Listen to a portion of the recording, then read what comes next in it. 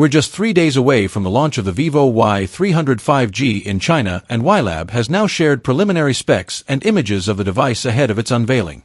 Y300 5G gets a 6.77-inch OLED screen with a 1080x2 392px resolution and a 120Hz refresh rate.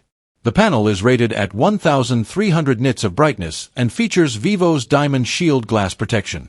The panel also sports a punch-hole cutout for the 8MP front-facing camera and an optical fingerprint scanner embedded in the screen.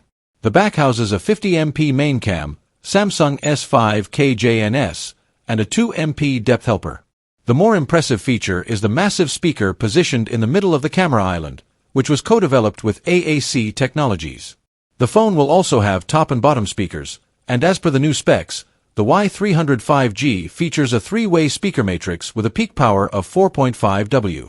The Y300 5G will be equipped with MediaTek's Dimensity 6300 chipset with 8/12GB RAM and 128/256/512 GB storage.